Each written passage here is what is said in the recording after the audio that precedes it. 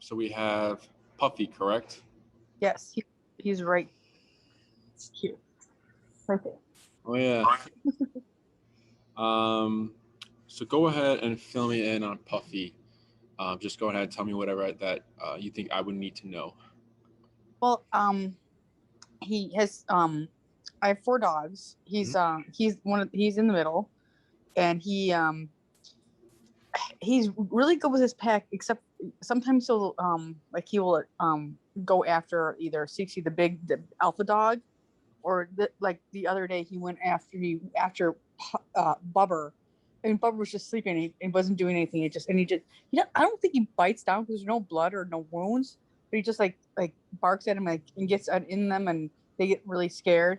And he doesn't do that often, but he does that sometimes. And every time I take him for a walk, if he sees another dog, he like barks and pulls, and he's very dog reactive.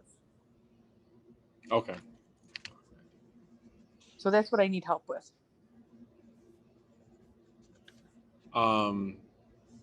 So barking, lunging, all that stuff on the walks, you said, correct? Mm-hmm. Okay. Anything else I need to know about Puppy? He's a good dog. When he's really, really smart. Mm-hmm. He's probably the smartest one of the 4. And he will get reactive with food. Oh, resource guarding. Yeah. But I feed all the dogs together, and if one of the little ones finish, he'll try and go, and I'll tell him no, and he listens, and he'll stay away. But if I'm away, he'll just go and get their food. Mm-hmm. Okay. So you have dog reactivity, and so what happened with? So did he? You said he attacked another dog, and he attacked Bubber, my one of my little dogs. He's 9 pounds, probably 13 pounds. He's a Shih Tzu, and I don't know if that's. Everyone I heard that sometimes Shih Tzus are like that. He's got Shih Tzu and Bichon in him, and Buffer was just laying. We were just sitting. All the 4 dogs were laying on the couch, and Puffy was next to me, and Bubber was at the end of the couch, and then all of a sudden Puffy just lunged at him, and when he was sleeping, and I have no idea why. Okay. And I actually had to pull Puffy off of him, and then hold Puffy until he calmed down. Okay.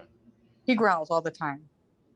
He watches TV, and he growls at any animals that are on the TV. Oh, okay.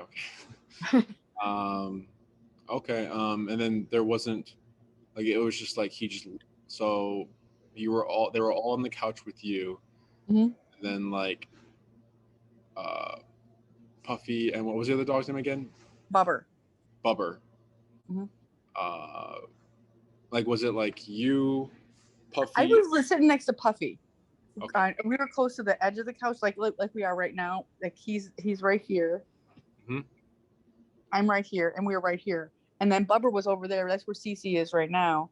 And he just Puffy was on the other side of me, and then he just went and he just was attacking Bubber. And I have no idea why. Bubber was just sleeping there. Okay. And once in a while, him and Cece will get into it over food. Over food, okay. Was there? Do you know if there was any food nearby, or was there No, they eat in the morning, and Puffy he's got a bad stomach, so he's the only one who will have a little snack before he goes to bed because he'll throw up. He's on Pepsid AC because he's got his acid in his stomach. Okay. So he just gets a little bit at night, and no one else gets it. And the other dogs are fine with that. Okay. Has there been any other incidents in the home where a dog attacks another, or if Puffy attacks another dog in your another one of your dogs? Cece, him and Cece will get in it sometimes, and he'll Cece just be sitting there, and Puffy will just, I don't know what sets him off, and all of a sudden he's like crazy dog. Okay. But he backs down. He always backs down to Cece. Okay, so whole start, but Cece. Yeah, Cece's the alpha dog. I think Puffy wants to be the alpha dog, but he's not. He will always back down to Cece. But Bubber is just probably he's the most passive dog I have, and he all he wants to be is cuddle, and he doesn't really bother anyone. He just he doesn't do anything. Yeah. He's a good dog too. They're all good dogs. So it sounds like just like the issue would be like, because sometimes dogs, if dogs are resource guarder, it could lead to like resource guarding other things like the couch. Sometimes dogs resource guard the couch. So like maybe he thought Bubba was getting too close, or he thought like this was uncomfortable, so he wanted to address it that way. Yeah. Um, there's a lot of things. Uh, so resource guarding is when he'll have a scuffle. He had a scuffle with Bubber when he was on the couch, and then with Cece, when does he have a scuffle with Cece? It's just like you'll just kind of like out of the blue, or It'll just be out of the blue. All of a sudden, we'll be like everyone like they all have their locations. They all don't sit on the couch at the same time. But like if Cece could be like laying on the chair across the room, and all of a sudden like Puffy will start growling at her, and like I'll tell him to stop, and sometimes he does, but sometimes he doesn't. And then Cece will take it. It's just like it's too angry. She'll like stand up and she'll bark at him, but he always backs down to Cece. mm-hmm. And Okay. what he does in the walks is really hard. It's hard to walk him because I always try to avoid the other dogs. But if we use it's the city, so if we're on the same sidewalk and he can't move to the other sidewalk, that's a problem. That's the biggest problem I have. I would love for him not to be the way he is in the home, but the bigger problem is outside when we walk. Okay. Because I just don't. Want to walk him more because I get up in the morning, early in the mornings when there's no other dogs around, and when I come, I try, and when I do walk him when there's other dogs, I try and go to the other side because he'll start barking and pull. Mm-hmm. Okay. Yeah, and then it's like if I'm walking with, I take the three little ones. He's part of the little ones. I take them all at the same time, and if Puffy's barking and Chewy barks at the dog, Puffy will like bite at Chewy because he doesn't want him to bark. That's all I can think of because he's like he's in charge, and if Chewy barks, like ugh, and Bubber's just like whatever. Yeah, that sounds like just like there's so much energy so close to Puffy. Puffy, right? Yeah, Puffy. Like there's a dog there, then another dog next to him is barking, so he's like so much, and he needs to let out that frustration.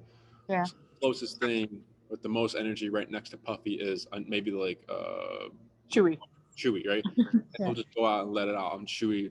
Nothing personal, but he just needs to let out this frustration because dogs, they let out and deal with things through their mouth. So the barking is like I'm frustrated, and like the biting and going at another dog is just him being more frustrated, just kind of like redirecting his energy towards like the dog. Okay. Anything else you should know about Puffy? I don't think so. Okay. And what do you walk Puffy on? Like a harness, a regular collar, a prong? He's got a collar. He's got a collar. Yeah, I don't. He doesn't have a harness. Okay.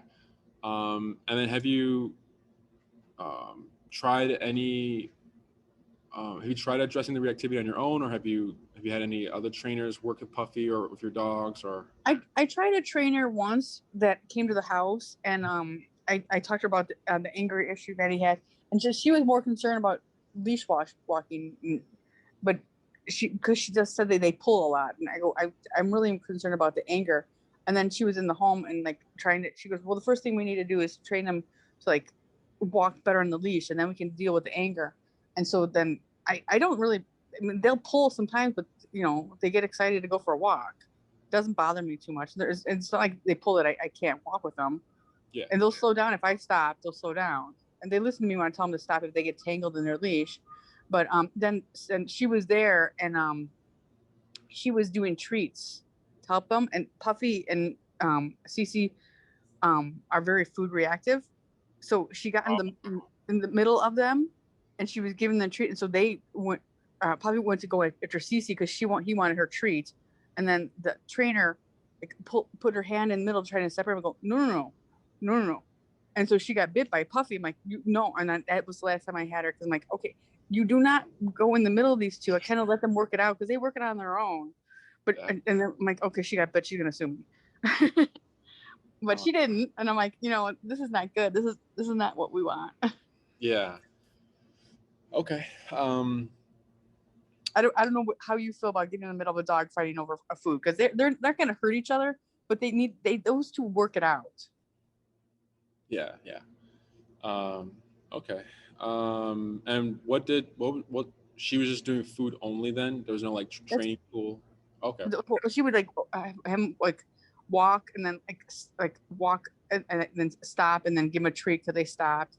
And I'm like, okay, it's fine, but it wasn't really what I really wanted. I don't care about the leash watch. I just care about, because they're really good dogs. There might be something where they pull, but they walk good too. Mm-hmm. If they see a rabbit, they're gonna pull. I'm sorry. Yeah. There's nothing you can do about that. Well, maybe some dogs, but I don't really care about that. It's a rabbit. If I was a dog, I'd want to chase it too. For sure. Yeah. Okay. Anything else I should know about Puffy, or is that pretty much it? That's pretty much it. He's a really good dog, though. I mean, he's so sweet. Okay. Okay. And did you do research on us and like our methods of training, like the tools we use? I talked to Maria. I had gotten your information from the emergency vet, because my vet said he didn't, because I was talking to him about it. He goes, well, some kind of behavioral doctor, and he didn't know anyone. So I called the emergency vet, because I always been there with Bubba, because he got hurt, and so I talked to them, and they recommended you. So I looked you guys up online, and then I called Maria and talked to her. And then I talked to my vet about it, my normal vet, and he researched you. He goes, they sound like a good place to go. Okay. And then you're aware that we use e-collars and prong collars for Right. Right. Oh, you probably wouldn't think of a prong collar for Puffy, because it's really not. Because he's little. Prong collar, we use it sometimes, right? Doesn't have its own training program. We can just sometimes pair it with the programs, right? We don't have like a separate program. It's like prong collar training, right? It's just, if it's personal preference, if the owner wants to use prong collar with e-collar. But like, I was just trying to say, like, the methods and tools we're in favor of using, prong collars and e-collars. We like to use those type of tools. And we use positive only as well. We train puppies. Positive only is good for stuff you want to see, right? So if we want the dogs to sit, we give the food, right? If we're trying to address reactivity, food wouldn't really connect there, because if we're trying to stop something, since food is the tool we use to kind of see something, they don't really connect, or it doesn't really sometimes they're so far gone at barking at the other dog that the food won't even matter at that point. So like, I didn't think food was going to work with that other person. I'm like, yeah, so you're doing all this hard work with food, right? Trying to get the dog to walk nice. But at the end of the day, when you tackle reactivity, it probably wouldn't even work in general, right? And if it does have any progress, it might be very, very, very little progress, and it will take you years to kind of continue. And it's realistic, especially when you have 4 dogs and you got some resource guarders there, and you have the food, and it's just so much going on, So yeah, so we have, we work with e-collar. Any dog that reaches 6 months and over is immediately put on e-collar with us. There's because we know we know how high the ceiling is for these methods, right? Positive only, gentle leader, prong collar, right? We know how high the ceiling is, right? So if someone came up to you was like, yeah, I can, if you need like your car fixed, right? I can do it this way to fix your car, but it's going to be like a 50-60% chance it'll be working. Or I can do it this way, where it's a 90 to 100% chance it'll work. We'll opt to go for the 90 to 100% chance, right? 90 to 100% chance is how we see e-collar and like the success rate for like behavior issues, obedience, and all these other things, right? So, so your trainer had the right, I guess, she had the right idea, right? But she wasn't, it was wrong at the same time. So for Puffy, right? It wasn't a good fit for us. Yeah. So we would, for the e-collar, right? Have you ever been to, I'll talk about e-collar first. Have you ever been to a physical therapist? For myself? Correct. Yes. Have you ever had the muscle contractor? It's like a little machine they put on like a muscle and like it moves the muscle. It's called a TENS unit. No. So, some people use it if they have a torn muscle. It just kind of massages it and it contracts the muscle. That same technology that there's used on humans is what is on an e-collar, right? Okay. It's a muscle contractor. Some people call it shock collar, right? Which is incorrect. It's an old school term. It's electric, right? But it's not electricity. So it's not like running through Puffy's body. It's literally this like box of 2 contact points, and the 2 contact points are in one spot, and it's just contracting the muscle here, right? It doesn't go through the body. Okay. So it's a TENS unit. They sell them at Walgreens as well, and they have commercials for us, like, have a 6-pack overnight. You put this like little patch and like it contracts your muscles. The way physical therapists teach it or work it is, they'll tell the client, tell me when it's too uncomfortable when they're going up in the levels. And then the client would say, okay, that's enough. And they lower it 2 levels down and then let the machine do its work. The way they kind of do it with humans is very similar to the way we do it with dogs, right? Okay. The brand we use is called Dogtra, right?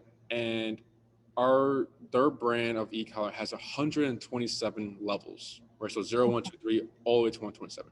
There are other brands out there, cheaper, less, not good quality, that have like 10 levels. So think of that 10th level, the power outage, equal to 127. We just have so many more numbers to be more specific to the dog's personality, the breed, the situation, the scenario we're kind of dealing with, right? So that the issues with the 10 level collar is that 5, Puffy's yelping, it's too much. Before, Puffy's not listening. But for us, 50 can be too high, 40 is too low. We can just go to 45. We can really make it specific to the dog. It's waterproof. They're rechargeable. Would he wear it all the time, or would he take it off at night? I don't know. How would it work? Yeah, so it's on when you need it. So if you're going to go for a walk with Puppy, it'd be on, right? Because we can't predict what's going to happen in this walk. So let's say after the program, after training, after his reactivity has been dealt with, right? You'd still want it on because we can't predict, right? So let's say we're walking a busy street and I don't know, like a car crash happens right next to you. Your dogs get startled, right?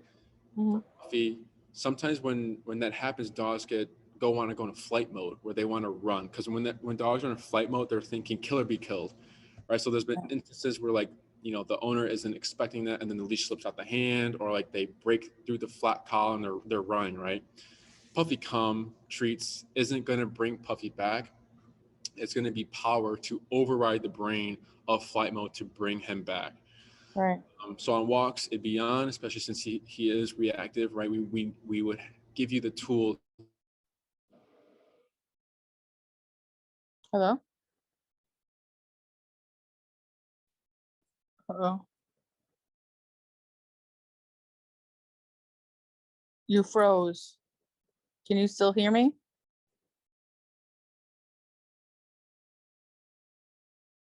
Can you hear me? I can hear you now.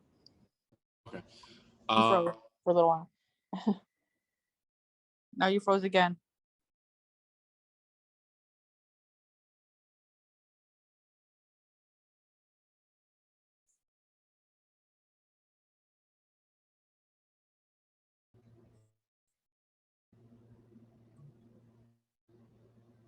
Hello? Okay. I can hear you now. You keep freezing a little bit.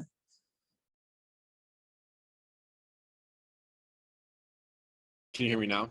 Now I can. Okay. So e-collar would be on these walks because we can't predict what's going to happen, especially since he's reactive. We need to give you a tool to kind of settle him, right? Now in the home, let's say he's an angel, right? Because you say he's a good dog in the home. He just has his moments, but you're able to kind of control it, right? You don't need the e-collar. Let's say you're having a guest come over, right? And he gets really jumpy and like all over them, and you kind of want to control that scenario. This is just an example. You'd collar him up 30 minutes, 20 minutes prior, address whatever that needs to be addressed when the guest walks in. And if you find that he's settled the rest of the night, then you can just take it off and he's good. So like I said, it's on when you need it. Does that make sense? Yeah. Now, would I in the beginning, would I keep it on all the time until It's personal preference. Like I said, on the walks, yes, you would want it Okay. on. In the home, it's up to you. If you want to have control, let's say, like, you know, since you've had moments of where like you're just kind of like you're not expecting a scuffle, right? Right. You can keep it on. It's personal preference. You can keep it on 24/7, right? You just want to rotate Okay. the collar every hour because if there's two contact points just stuck here, right, they're going to get sores. It's not from the stimulation. It's just because there's two metal probes just sticking in the neck, right? You want to rotate it every hour so there's no pressure sores. Okay. Now I work and he's got a pet walker. What would I have to teach her how to put it on him? That's up to you. Because I have to, if I rotate it every hour, I don't see how that's going to happen. I'm going to be at work and she only comes at noon to take him out. So say that again. Say that again. Sorry. Well, I go to work every day and my pet walker comes in noon or 1 somewhere around there to take him for a walk. But if he's got it on the whole time I'm not there, it's gonna hurt him, right? Yeah, so you can experiment because we have comfort pads, right? It's a different type of metal that's not supposed to avoid the sores, right? When you're away from home, working, and then before your dog walker comes, are they kenneled or are they all just loose in the house? They're loose. Okay. And I probably just keep it off then, because it's only on because you're able to use it, right? If you're not going to be using it and no one's going to be home, then it wouldn't be on because no one. Either way, you wouldn't be. You're not seeing anything, right? Does that make sense? Right. So let's say you come home, right? It's up to you if you want to keep it on for the rest of the night because since you're having a hard time seeing when the scuffles happen and what goes down, at least you have this tool to kind of break up the fight easier instead of getting your hands in there and getting risk of getting bit or anything like that. Does that make sense? Yeah. And the dog walker, it's up to you if you want the dog walker to know how to use a tool and to use it for his walks or his or her walks. It won't affect the training for you. But I mean, I would want her to be successful with him too, you know? Yeah. What can happen is we record all of our sessions, and then your dog walker can watch these videos and see how it works and everything and get familiar with it. And he or she would just need to know the basics. It wouldn't be like the whole like watch every single video of Puffy getting trained, you know? Right. Does it make sense? Yeah. Now, if she just put it on and he's already doing well with it, would it just automatically work for her? Or I don't know. Is there like a tool that you need to use for it, or does it just automatically just work? So you have the collar, and then you have the remote. You're pressing the button. You're controlling when it goes on and off. But Puppy is going to be the one that we need to let him know that he's controlling it. He's the one that turns it on. He's the one that turns it off, right? So ECOG is very transferable, right? So when we work with couples in person, partner number 1 goes first, right? And they're usually doing all the hard work, right? Then partner number 2 goes, and then when they go, it's super easy, right? Because when I press the button on 30 and you press the button on 30 and your dog walker presses the button on 30, it's all the same feeling, right? Because sometimes you'll get those issues with like partner number 1 is stronger, so he's able to control the dog more than partner number 2, right? There's none of that. It's all same feeling, transferable. Does that make sense? Right. Anything else? Any other questions? No. So that's how e-collar works. How much control or like how much control are you looking to have with Puffy? Like, are you just trying to, get the leash walking done with the reactivity, and that's pretty much, is that all you're looking for? Or what are you looking for? Like, a recall command or a down sit or go to your bed, don't move command, or what are you? No. Okay. He's really good. I mean, whenever it's time to go to bed, they sleep with me. So they run to my bedroom and jump on the bed. when it's time for they eat, they wait for me, and I put down Cece and Puffy's bowl first, then I put down Puffy and Bubber and Chewy's bowl. They listen. It's just that's Puffy.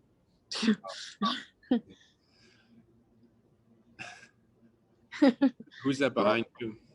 That's Chewy. He's not looking at Chewy. He's looking at Cece. Cece's on the floor, so he's looking at Cece. Yeah. With Cece's just laying there. And there's no dog on the TV, but he does that sometimes.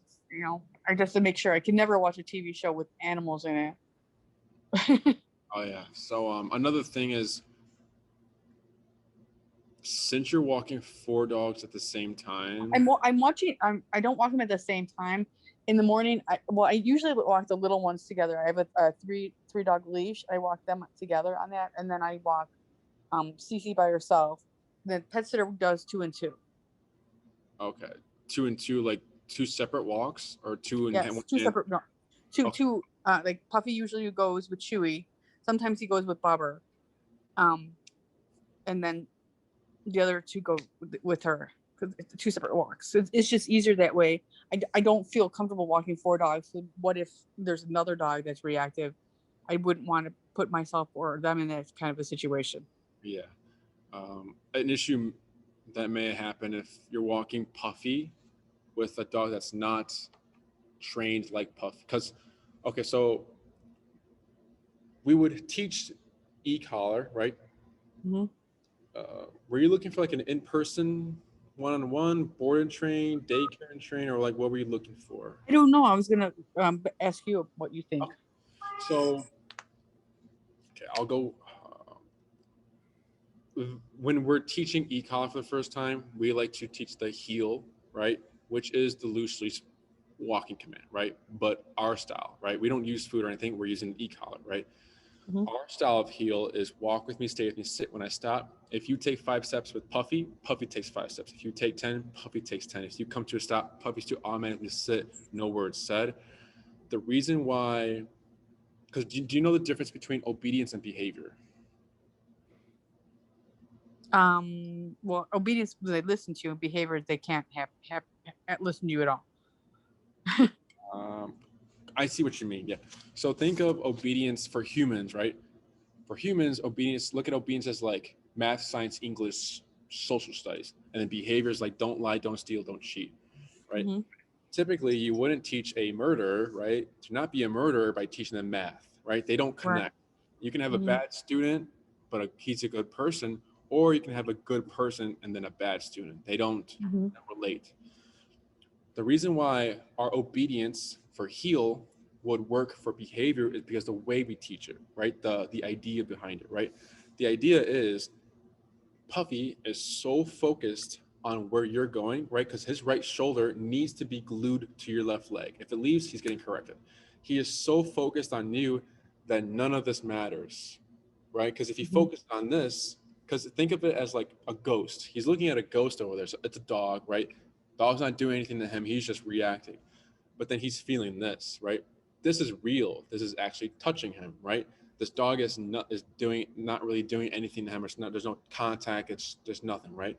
So it's either you're going to believe this ghost or you're going to believe this feeling and then just listen to mom, right? So that's the idea behind it, where like he doesn't care about anything because he needs to focus on what you're doing. Because if he doesn't focus on you, then there's going to be time to address certain behaviors or like certain like things throughout the program of like the walk. So that's why I was saying, like, she has the right idea of like teaching him how to walk, but not his language. So that's why we get so much success, is because this is his language, right? It's physical.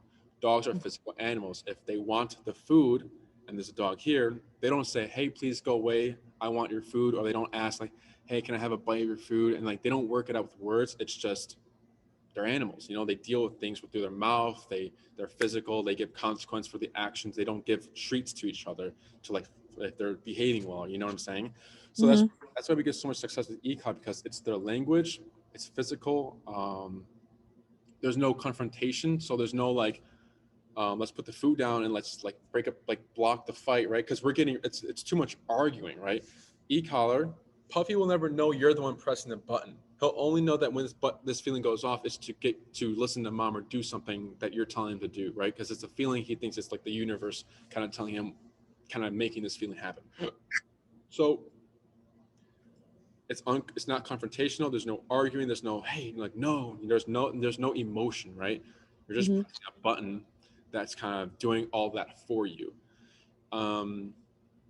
So leash walking is typically in person, 2 classes. Just takes 2 classes to teach the heel, right? Then we have wiggle room to kind of see what does the 2 classes fix for reactivity, right? Because there's a spectrum, right? First thing that's usually to go away is like the humans and calm dog, or just humans, right? Humans just goes away if he has any reactivity with humans, right? If not, then there's nothing to worry about that. Then it goes. He doesn't have any problem with people. Cool. He loves people. Awesome. So humans, it'll go away if there's anything. Then it goes bikes, rollerblades, skateboards, and calm dogs. Then it goes reactive dogs, and then it goes like, you know, the impossible of like you turn a corner, there's a dog there, right? This like you can't really predict that, you know. So that's how like it usually goes. So like once we teach the heel, we'll see what goes away. Is it the calm dogs? Did the calm dogs go away? And like then we just need to focus on like the other reactive dogs. We need to focus the rest of the program on. So 2 classes on heel, and then, you know, a little more classes to kind of see what does that fix by itself. So in person, it's 6, 9, 12, right? You're more in like the 6-week program, or maybe even like we have a 3-week program where it's called like Master the Walk. So it's like 1 class on heel, just so you get the foundation, get the basics, and then 2 classes on just focusing on the reactivity, right? The 6-week program is 2 classes heel. So then you have 4 left, right? We can kind of use like another class or 2 to focus on the reactivity, right? And then 2 classes for like recall, right? But since you're just focusing on just leash walking and reactivity, sometimes it's like too many classes for you, you know? Because what you can also do is like do the 3 and then buy another 3 if we need more wiggle room. But it's always like, you know, play it on the safe side, buy a little more, buy like the bigger package to have more wiggle room. Does that make sense? So it's personal preference, and I think that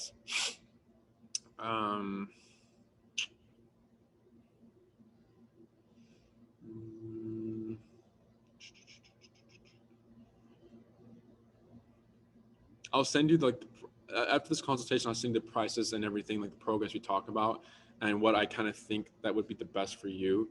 But like I say, if you're just looking for just getting the reactivity out the way and that's all, it's going to be the 3-week program. Does it make sense? Yeah. You think he needs anything more? I don't know.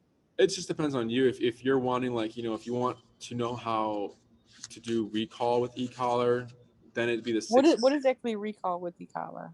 Come when called, right? So let's say he gets off the leash, or like the leash slips out of your hand, or like he breaks away, to kind of bring him back off leash. Because for us, recall, come when called, isn't come when called if it's not off leash reliable, right? Other trainers. He actually comes when he has a song. I sing a song and he runs wherever I am, wherever it is. It's just a song I sing to him when he's a baby, and and all the dogs will come. It's his song, but all the dogs come when I sing the song. Oh, it's kind of, you know, it might be embarrassing, but if he'll start what he's doing and run to me. Yeah. No matter what he's doing. I see. So it's up to you. You know, we're not gonna give you all these fancy commands that you're thinking, you know, I would never use this command. So we only giving you what you need. Does that make sense? So that's why I think the 3-week program would be good. But then also it's like 1 class with heel, then 2 classes, seeing what that 1 class does. So that's in person, 1-on-1. We meet at Oz Park, or we can do an in-home session. Oz Park. Are you familiar with Oz Park? I don't know where it is.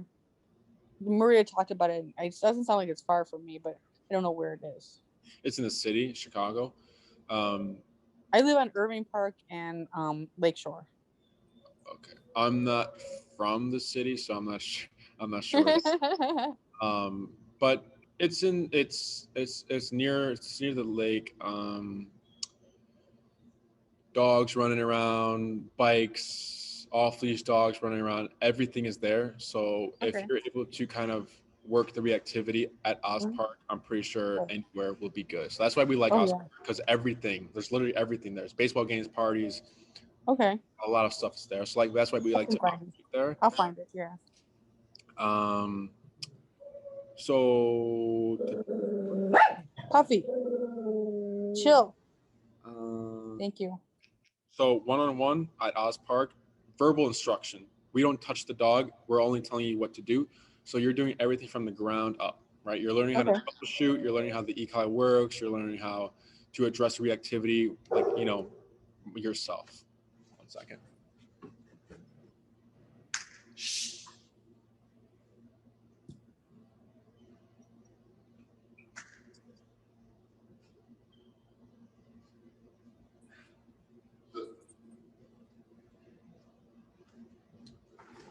So let's say you do the 3 week Mhm. or the 6 week. Sundays, 1 p.m. for, I'll use the 6 week, for example. 7 Sundays at 1 p.m., right? That 7th Sunday is an extra time slot just in case something happens, like if it rains or we need to reschedule because, life happens. So you have that extra time slot that no one can take away from you. Once you've used that extra time slot, then you have to kind of wait for more availability at a later time. Okay. Like I said, verbal instruction, pros and cons. Cons takes longer. Pros, you're doing everything yourself, so you're learning a lot more. We have the board and train and daycare and train. For the board and train, it's everything's recorded, so all the first sessions are on video. So if you're doing the board and train, it's heel, stay, sit, down, place, come and call. We teach them all. They're all recorded for you to learn how to use it. You're seeing from the beginning how Puffy takes the e-collar, how he progresses. No, he wouldn't be with me. He would be with you guys. Correct. That's board and train. Yeah. So like a 1 week, 2 week, 3 week, or a 4 week program. It depends how much control you're having. For Puffy, it'd probably be like the 1 week or 2 week program for you, because you're not looking for, you're not really focused on like the obedience part. I think the in person would be best for you, but board and train is also good if it's personal preference. Like I said, everything's recorded. So once everything's recorded and compiled into one video, we send it to you. You get to watch it. You get knowledge. You get, you study it. How e-collar works, what he knows through the e-collar. And then we have a lot of follow-up time. So a lot of hours after the program to kind of do like one-on-one sessions with you and kind of transfer everything to you. Pros and cons. Cons, everything is tied to us in the beginning, right? Earlier, I said how e-collar is very transferable. So those follow-ups are to transfer everything to you so that he's realizing, oh, everything we did at Canine Perspectives facility with Enrique, Corey, Elias is the same thing with you. Does it make sense? Puppy can, gets to play with the dogs. He gets to enjoy like the regular days of daycare here when he's boarding. He would play with dogs. I would love for him to play with dogs. Yeah. Because he only plays as his pack, and there's so many dogs around here, and he just doesn't make friends. He scares everyone away because he barks at me. Yeah. He's such a good dog. He would just let the little dogs, get used to him, and yeah. I just want him to be social. Yeah. I want him. I think he'd be happier if he let Yeah. anxiety. So with that, I mean, we would do our best, right, to socialize him. We can't make him play, right? We can stop like him if he has issues with socializing. We can make him stop those tense behaviors around dogs. We can do that, but at the end of the day, if Puffy doesn't want to play with a dog, we can't make him play. That's he just plays with his pack. He just doesn't play with other strange dogs, and it takes him a really long time to warm up. And he really doesn't ever really warm up because he'll still like bark at him and scare him off. Once we get over that barking reactivity, maybe because how it works is like, once we address those things, like it can lead to curiosity, and then curiosity can lead to play, right? Okay. Only some dogs it works, but like I said, that I wouldn't expect him to play right off the bat or anything like that, Daycare and train, same thing, except you pick him up after. You just pick him up that day you drop him off. If it was 5, 10, 15, 20, you'd be in more like the 10-day, 5-day range. They're bundles, so like you'd be given 5, 10, or Monday, Wednesday, Friday, right? Now let's say you don't want to come on a Wednesday, or you can't make it on a Wednesday. You still have that day. It doesn't get lost or anything. What else? Everything's recorded as well.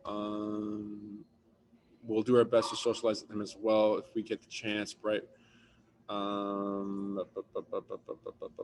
We take him for training walks when he's in our hands. We take him outside, focus on the reactivity, see if we can find dogs in other places. We go to Home Depot sometimes, or PetSmart with the dogs we're training. What else? What do you think would be best? Would you want to see how he is first to see what you would recommend, or? No, I think we don't need to see. We see this stuff a lot. So like I said before, I think probably the 3 classes in person, or like the 6 week would be best for you. But again, it's like availability wise, like if you're, because either whatever program you choose, you have to do the homework, right? Sometimes owners don't have a consistent schedule to like where they can like schedule something and then practice for that week. So that's where we come in to create the foundation in the facility to help them out, and all they have to do is just reinforce it. Right. It's going to be very easy to practice though. We're teaching you how to properly walk your dog so that there's no reactivity, right? Everyone walks a dog every day, so that's why it's so easy to practice the training, because everyone walks their dogs, right? Right. Several times a day. Any questions? No, not really. I guess so the e-collar has to go, it has to come off because it has to be rotated every hour. So I would have to, I would take it off because I wouldn't want, to forget, I don't want to hurt him. Yeah, I mean, all dogs are different. Sometimes they don't get sores. Okay. It would be easy if after you teach me how to put it on, it'd be easy for me to teach the pet sitter how to put it on, correct? Oh yeah, I would have her switch and walk in with Bobber instead of Chewy, because Bobber is just so passive, and Chewy probably might nip at Chewy bark, because Chewy likes to bark. Oh, so that's what my other point I was trying to get at. Yeah. So so I already told you how strict the walk needs to be for Puffy, so that we can't allow him to even think about reacting, right? Right. Very strict. 5 steps, he takes 5. 10, he takes 10, right? If there's another dog, right, that's not as structured, it can kind of throw him off. It can be like, it can be a problem there, right? If you're walking 2 dogs that if you're trying to address him pulling and you have this other dog, it's going to be a little difficult. So it'd probably be like Puffy just walking by himself, or if you wanted to get another dog e-collar trained as well, it's up to you. What do you want to do about that? But then there could be an issue there if you're walking like him with another dog. Does that make sense? It could be more difficult, especially if he's feeding off another dog's energy, Yeah, that's why I thought Bubber would be a good one, because him and Bubber used to walk all the time, and then Bubber he went to the emergency vet because he had a herniated disc. So he started walking with Cece because she's the older dog, and she's not reactive at all. So now I can just put him back with Puffy, because he just will just walk, and all Puffer wants to do is just be close to me. Yeah. Like I said, I think it'd be best for him to walk by himself to kind of make it easier for you, because there's like Okay. certain things that you have to do in the training with Puffy, and that'll make it difficult if you're walking another dog that's not trained the way we train. Um, Okay.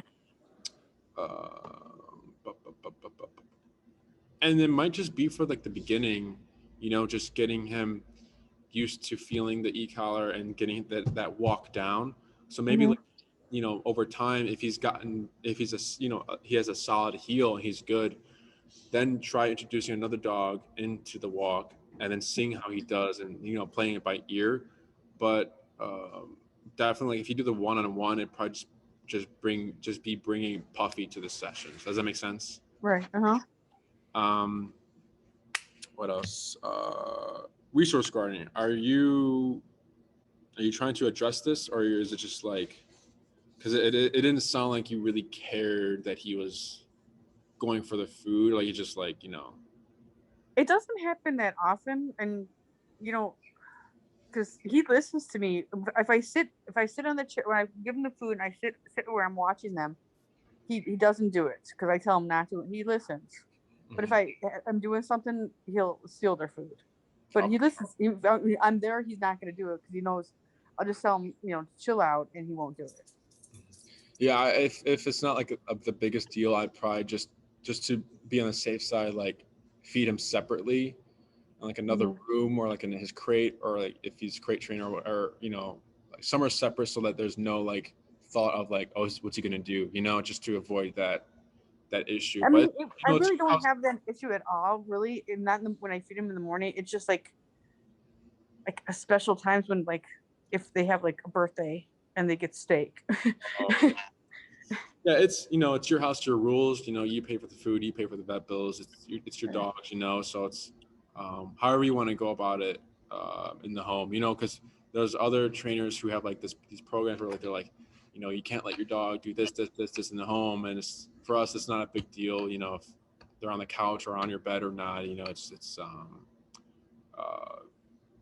doesn't really play a big part in our training program. Does it make Right, sense? right. Mm-hmm.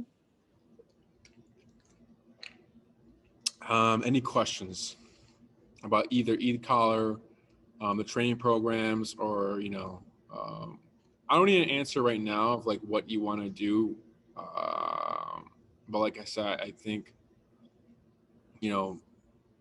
any program would be good, just because we have a lot of one-on-one after the programs, or if you're gonna do the one-on-one, it's obviously just one-on-one. But what else? Is he kennel trained or no?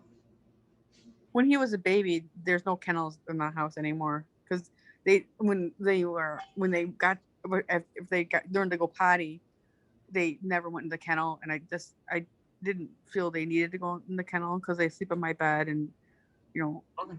they're pretty good. They're good by themselves. They Okay. don't. I leave the TV on for them during the day. It's just not on a dog reactive channel. Mhm. Home shopping like HGTV doesn't really have that, so I put that on during the day for them, so they hear something else. So they, I think it helps them. Yeah. That think someone. With I forget you mentioned that as well. The reacting to like the TV. Yeah, Some like he he like dogs, cats, and goats. Sometimes horses because he watches the TV. So okay, I see. Yeah. Dogs who chase shadows in the home. Sometimes when we start the heel walk, since we're using discipline and their language in the training, it sometimes just goes away. If not, we give you can either, like you said, if you want to keep that collar on, you can address it with the collar, correcting him like for that behavior. mm-hmm.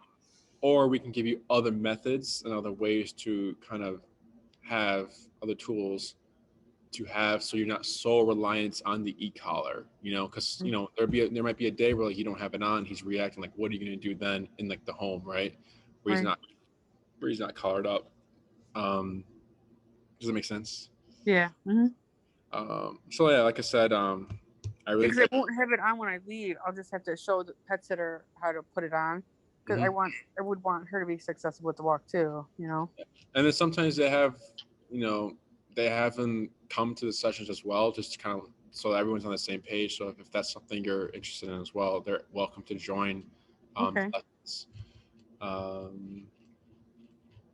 Anything else? No, I think it probably would be best the one-on-one, and I guess if down the road after that is successful, if I want to socialize them, maybe we could do the boarding, the dog daycare training thing, whatever that is. Yeah. So what we usually do is we'll do like let's say we do the 3-week, right? And then those 3 classes, you're starting to see, wow, this is working. Like I want to know more, or like I want to do more with him, like socializing, right? Mm-hmm. You can purchase another class, or you can do the 6-week. So 6-week would be 2 classes heal. The 2 classes, we'll see how the reactivity is going. Mm-hmm. And then you have 2 classes here. So we can use this for socialization, right? So if you have a friend who has a dog, we can teach you how to properly introduce him to dogs. Because there's a certain way, right? There's especially if these leash meetings, that there's a lot of incorrect ways that dogs greet each other on leash. So if you're wanting to socialize him, what I'd recommend is definitely getting him muzzle trained, just in case he, pull something. We just to be on the safe side, getting him muzzle trained if you're wanting to socialize him, and that's easy. I'll send you a link. I'll send you a link because after this consultation, I'm gonna send you a follow-up email. The programs we're talking about a link to the muzzle brand we like. It's called Baskerville. It's like a basket. It allows the dogs to open their mouth and breathe, because sometimes the muzzles like close the mouth like super shut tight. Mm-hmm. So we like these muzzles because it allows the dogs to open their mouth and pant and drink. They can drink water and eat as well.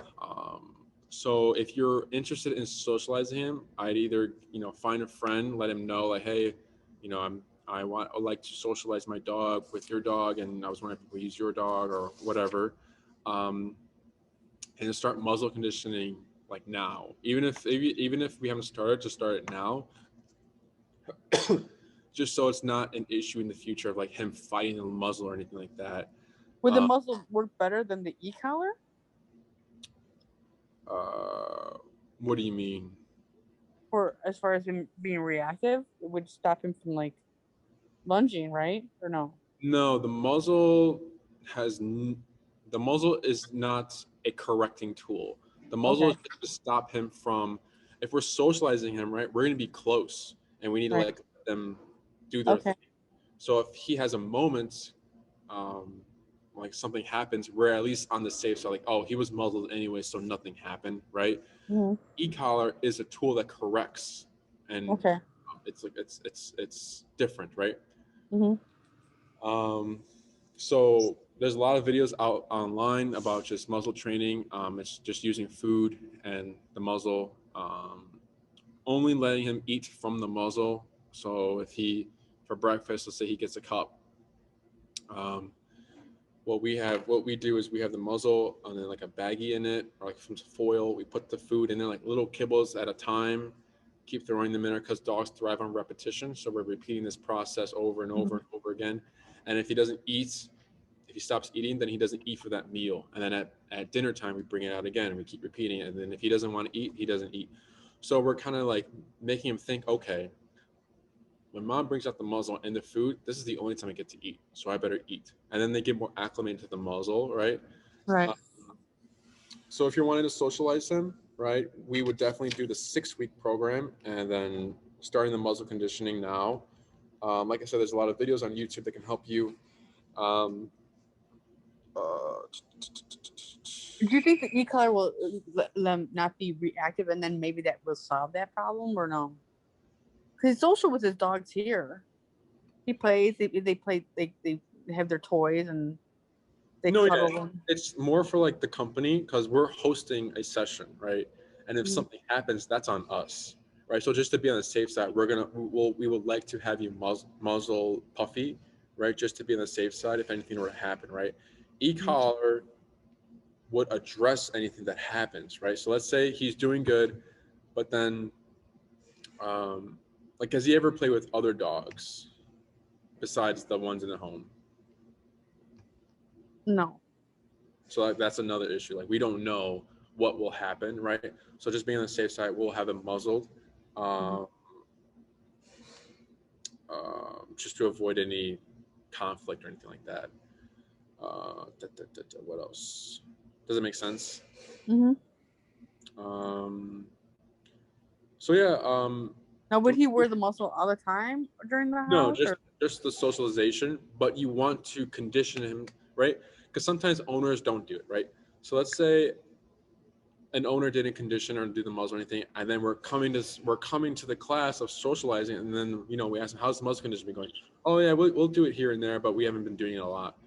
Well, what can happen is because this muzzle is a stressor, right? Because it's on their face, and the dogs don't like it, right? So if they're not conditioned properly, it's going to be worse than it already is, right? This is a stressor. This e-collar is a stressor, and there's like a new dog here that's stressing them out. So they have 3 stressors, right? So a lot of times the dogs will fight the muzzle, and if they're not at least having like a little foundation of conditioning, sometimes they can cut themselves, like they cut their face because they're pulling it off, and they have claws. Some of like the dogs will start bleeding and everything, and it gets really bad, right? We can force condition it, right? But that gets ugly. But we can make it happen in the moment.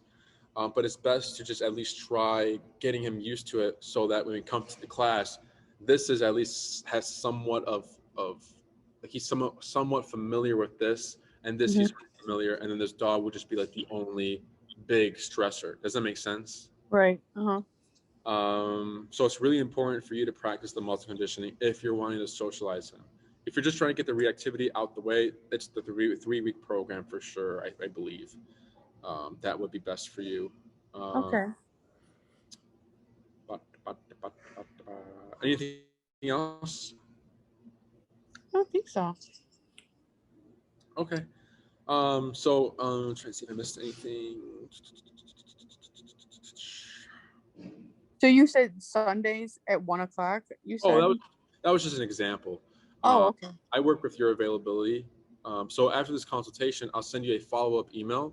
The programs we talked about, links to the Baskerville muzzle, links to the e-collar I recommend for Puffy, right? We also sell them here, so you're welcome to purchase from us if you like. Same price and everything. Would you show me? I don't know how to put them on, or would you do? Yeah, we'll help you with that. There will be videos sent to you once we start the process of booking and everything, right? Okay. So how it goes is consultation. After the consultation, the follow-up email comes, right, with everything we talked about. A form that needs to be signed. It's just like an agreement type thing, liability thing that needs to be signed. Once that form is signed, then we can begin billing and booking. Okay. So it's just depending on whenever you're ready, sign the form, and then once that's signed, hey Enrique, sign the form. I'm ready to start training, and then we work your schedule, and we'll get you set up in that way. Hour class once a week. So if you choose a 6, it's 6 hours once a week. Okay. Anything else? Any questions? If I did the 3 class and I decided I wanted 6, would I add on 3? Correct. You can add 3. Okay. Or 1 if you want. It's just personal preference. Okay. Now you think the Ospark is the best location because it's got all the stuff, the reactive? Yeah. Okay. Oh yeah. Dogs everywhere, off-leash dogs running around. There's like a big area in the middle. We don't train near there, but there's like dogs running back and forth. But yeah, Oz is a good spot. We like to operate there just because of those reasons, and also since a lot of owners are liking it, it helps us having them back to back. So like we can stay at one area and get all of these clients out the way, and getting everything. Sure. Oh yeah. But yeah, Oz Park is where we train and everything. If you want your pet dog walker to join, he or she is more than welcome to. If not, there will be videos available for them to watch. Okay. Anything else? No. We said an address to Oz Park, right?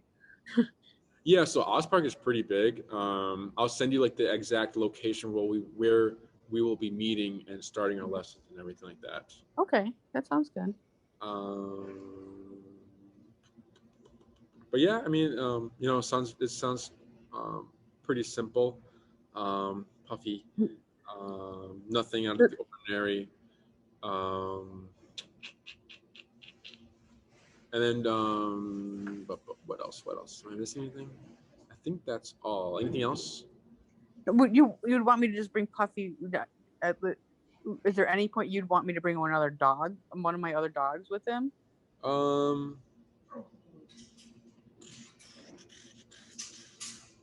We can see if you like. You can bring one dog, maybe. Like I said, it might create an issue with might be a little more difficult for you. So for us, it's like make training and dog training easy as you can, right? We don't like to add these other extra things to kind of confuse and everything. I mean, like after the first 3 sessions or something, then I have sessions with the other dog with another other dog. Say that again. Like if we did the first 3 sessions, you said the 3 session would be what we were thinking, but then if I added 3 more sessions and I brought one of the other dogs with me, would that work? Yeah, so we can try and see let's see how it is walking your other dog, right? Now, before when I said socializing, I meant have a friend. Completely under other dogs, yeah. Yeah. But if we can also, do a lesson of okay, let's bring in another dog. So because I mean, when I try and walk Puffy, I try and walk him with Bubber and Chewy with 3-dog leash, and it works the best with me because I can control them the best. And Puffy sometimes he'll react and sometimes not, but it's easier to work with them. I never walk Puffy and Cece together because Cece she's really passive dog unless she's with anyone from the pack, and then she's protective. Okay. We'll play it by ear. Maybe it does go well. But yeah, I'm thinking you're more in the 6th week now. So 2 classes to heal, 2 classes to see how the activity is going. And the next 2 could be either introducing a new dog, socializing him, or just focusing on introducing one other of your dogs into the walk and seeing how he does. Mm-hmm. Or like you said, you can do the 3 weeks, see how it goes, and then do another 3 week. Okay. So I'll send you both prices. So both programs with both prices, and just so you can see the money and how the math would add up and everything like that. Okay. Anything else? That sounds good. Yeah. Anything else? Nope. If anything pops up, any questions or anything, just feel free to email me and I'll get back to you as soon as I can. Okay. But other than that, it was very nice meeting you, Cheryl. Nice meeting you, too. Keep an eye out for that follow-up email, and then we'll be in touch. Thank you so much. Of course. Have a good night. You too. Bye. Bye-bye.